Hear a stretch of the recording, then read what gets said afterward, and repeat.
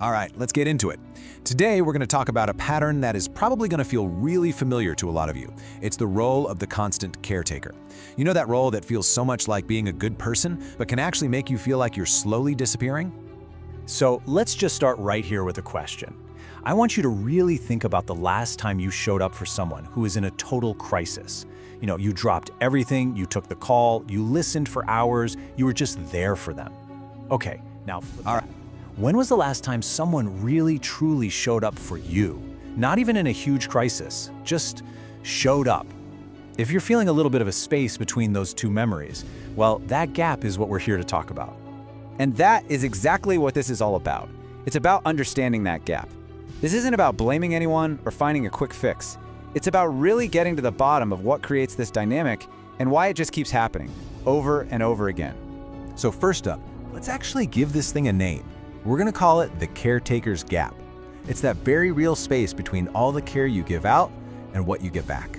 Now, this is where it gets a little tricky, right?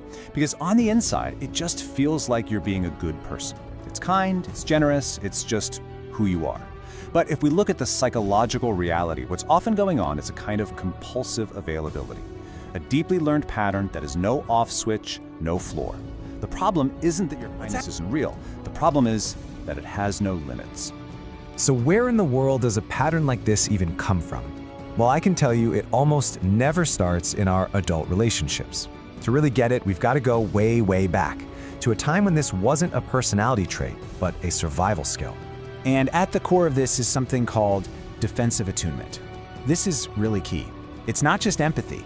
It's more like a superpower of hypervigilance that you learn when you grow up in a home where the emotional weather is, totally unpredictable. You learn to read the room, not to be polite, but as a survival tactic, to keep things from exploding. You can almost see the little kid logic playing out, can't you? Step 1, you sense the mood. Step 2, you immediately adjust. You get quiet, you make yourself useful, you become easy. Step 3, the goal is always to avoid a big emotional blow-up from the adults.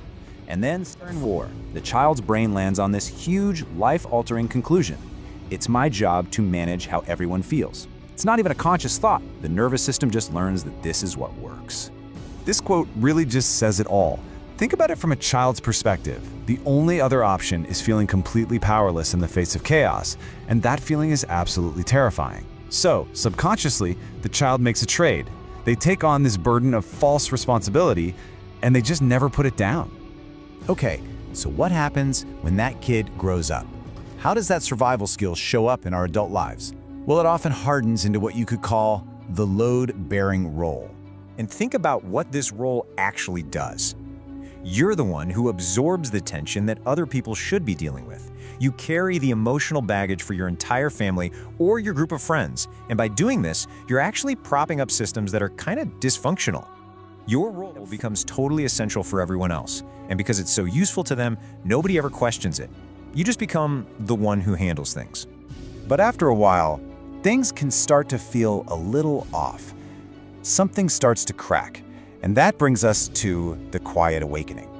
This isn't some big dramatic explosion. It's more like a series of small, unsettling moments of clarity. Here's the first one.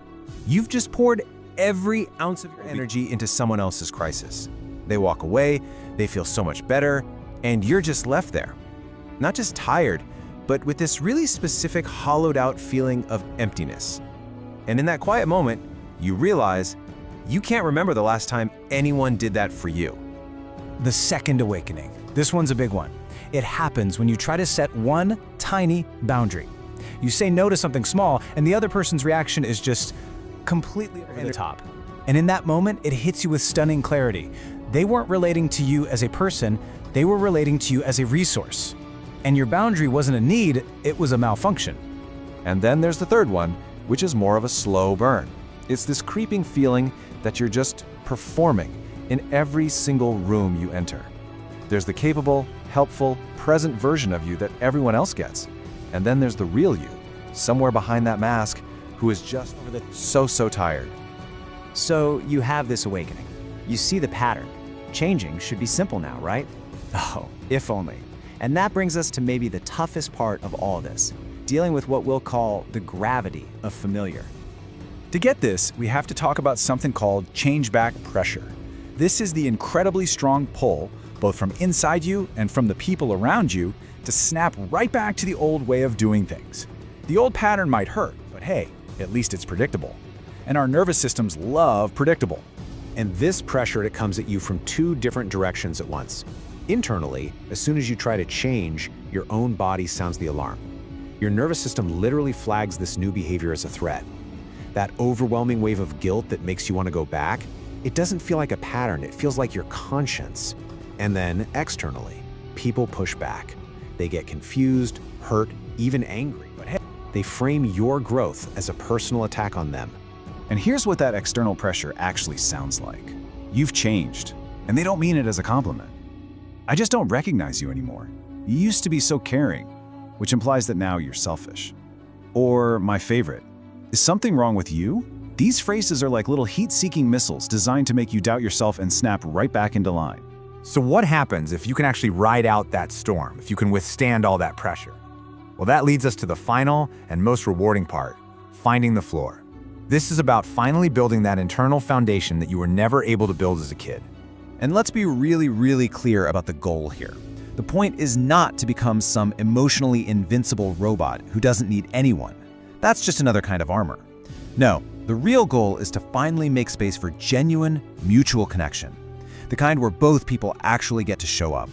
And what starts to happen is you develop a whole new set of skills. You learn to tell the difference between a real need and subtle manipulation. You start trusting your gut, that felt sense, instead of always making excuses for people. You start to name your own needs, out loud, without feeling guilty. And you realize that real intimacy isn't one-sided. It requires two people to be vulnerable. That simmering anger you felt finally gets a voice and turns into clear boundaries. And that deep unmet need, it turns into the simple, powerful ability to ask for help. And this is so important. A boundary is not a wall. It's not a punishment. It's just a description. It's you describing what a relationship needs to look like in order for it to be sustainable and real for you, instead of something that just drains you dry. And why is all this hard work so worth it? Because the cost of not changing, it's a quiet one. It's not some big catastrophe. It's just the slow, silent cost of being physically present in every single room of your life, without ever feeling like you're truly known in any of them. So I'm gonna leave you with this last question to think about. Go back to that relationship where you were the caretaker. And don't just focus on what it cost you. We all know that part. Instead, ask yourself this and be really honest. What did staying in that role do for you? What did it provide? Because answering that question without any judgment, that's often the real beginning of change.